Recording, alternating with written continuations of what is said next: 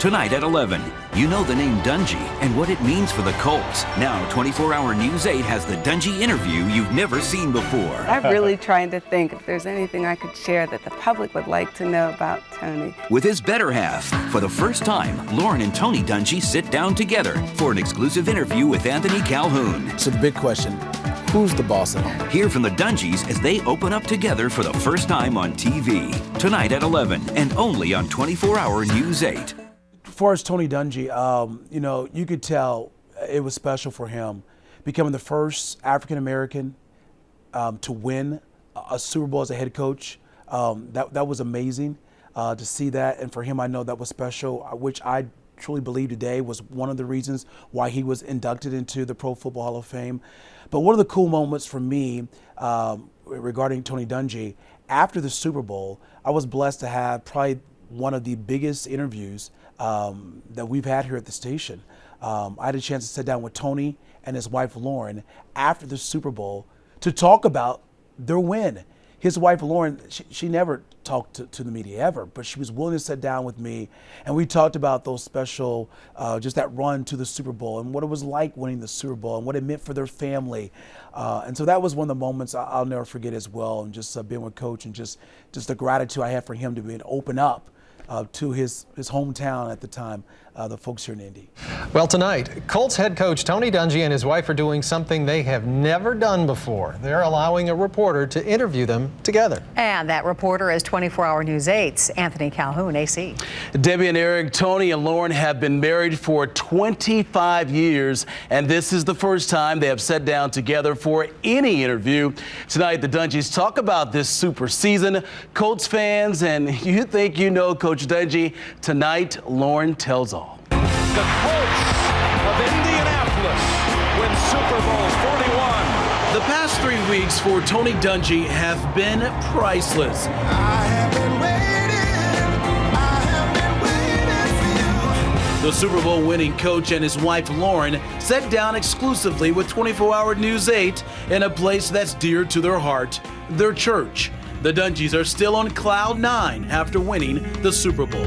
What did you all do after you won the Super Bowl? What was it like that night? It was so emotional and so energy. I mean, did you sleep at all? Not one bit. Really? I don't think so. We were up all night. We had a post-game celebration in the hotel, and then we went back to the room. We had a number of friends that accompanied us, and we talked and rehashed the game and celebrated, and then it was time to get dressed and go to a speaking engagement. So we said there's no sense going to sleep for an hour now, and we just talked about how great the year was. The Dungys can't thank the fans enough for all of their support, and especially the day they returned from the Super Bowl. When we came back, the plane was late, the buses were late, and to have those people out there in 5-degree weather, just really wanting to say hi and say congratulations, and then the response we got in the dome. And I would agree, we have wonderful fans, and I really was so excited about their support. And I would also hope that maybe they would take some of the hard-working goals that the Colts used to get to the Super Bowl, that they would implement those goals in their own personal lives, and they're trying to achieve success. You're beautiful, it's true. Coach, they say behind every successful man, there's a great woman. Would you agree with that? I would agree with that, and it's people don't know what a big job our coaching staff, what the wives have. We would like to make it easier. We'd like to spend less time at work, and Lauren basically runs the house during the fall and the winter, and it's tough. It's a tough job. Does Coach consult you for advice on football at all? Well, as husband and wife, we're a team, so we talk about everything, but I wouldn't say that he actually consults me on decisions, but we do talk about what goes on at work, the performance of the players. We talk about a lot of things, and we don't necessarily talk about game strategy or plays or anything, but we talk about big decisions and direction of the team, and she gives me some good insight. So you don't let them have it at the kitchen table or whatever, like, you should have ran this play here. Well, I do say that sometimes. You know what her biggest thing is? What is it? Why do we have all these little guys? We need some bigger guys. These guys are my size. Don't believe him. The players really think the world of your husband. Dwight Freeney once said that he's like a father figure to him. Peyton Manning says he's our leader, he's our best friend. When you hear these players say things like this about your husband, how does that make you feel? I'm proud of Tony, but I'm not surprised because that is who he is, and he's very consistent, and I think he likes to make an impression on someone. He wants to encourage them. He wants to take what he's learned from his life experiences and share that with someone else. Does Coach ever get mad at home? There have been a few times I can think of when he's been a little angry. I get mad on the field. People just don't know. They don't know? Yeah. They need to read his body language. So you can. Oh, definitely from the stands, I can tell. Okay, so give me what when kind of a player stance? runs the wrong assignment or makes the wrong assignment, I can see him shaking his head and his eyes kind of roll, and his hands kind of go on his hip and he kind of paces back and forth a little. So that's not good Until stuff. he's upset. Okay, so the big question: who's the boss at home? I think I take that role during the season. I was going to say, you could ask Jordan that for at least 8 months of the year. She's the boss at home, and the kids know that. And to their credit, they understand that. What's the best part of being married to Coach? The best part, let's see, Tony is a devoted Christian husband. He's a wonderful person. So we've been married for 25 years, and I'm looking forward to 25 more years.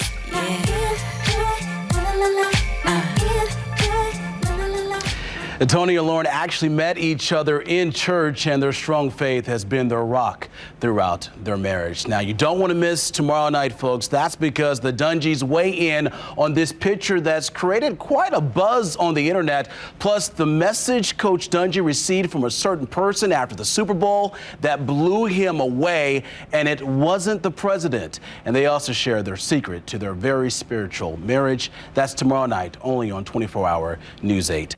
Tonight at 11, Lauren and Tony Dungy open up to 24-Hour News 8's Anthony Calhoun about the Super Bowl picture that has everyone talking. Our total focus wasn't on that Super Bowl trophy. The coach's acting skills. What did you think about his performance in that commercial? When he told me about it, I was a little nervous. I said, oh, I'm not so sure how this is going to come up. And the question on the mind of every Colts fan. So what was the reason for you to decide to come back? The exclusive interview tonight at 11, only on 24-Hour News 8.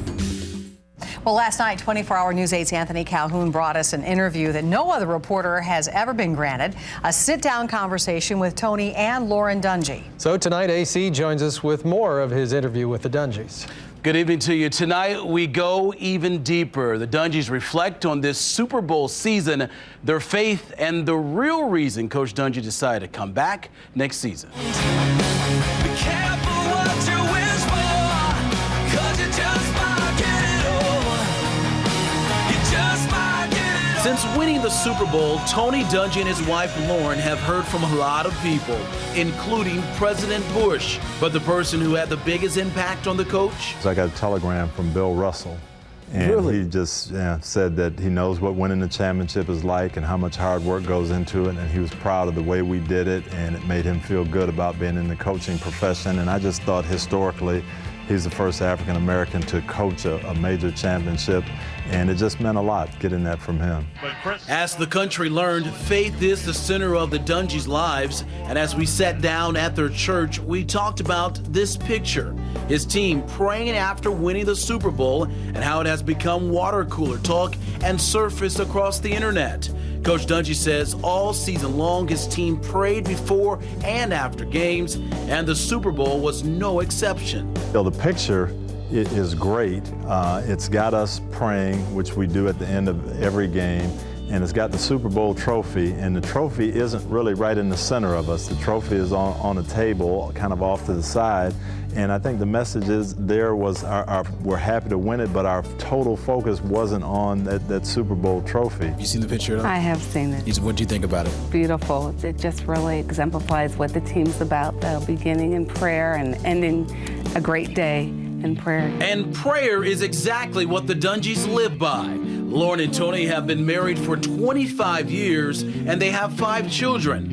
In the last 2 seasons, they have endured the lowest of lows